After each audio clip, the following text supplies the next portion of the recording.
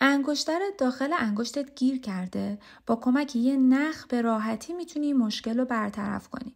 اول نخ رو از پشت انگشتر به راحتی ردش میکنیم، به کمک چسب نواری کف دستمون فیکسش میکنیم. حالا اون سر نخ که طول بلندتری داره رو دور انگشتمون میپیچیم، ولی باید مواظب باشیم که لایه های نخ روی هم نیفته و فاصله نخ‌ها به هم نزدیک باشه. این کار رو به آرومی تا انتهای انگشت انجام میدیم و بعدش هم با یه دونه چسب نخ رو سر انگشتمون مجدداً فیکس میکنیم.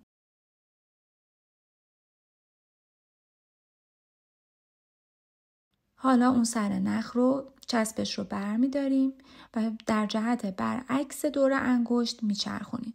انقدر این کار رو ادامه میدیم که خود انگشتر به راحتی و به آرومی از انگشتمون خارج میشه. به همین سادگی.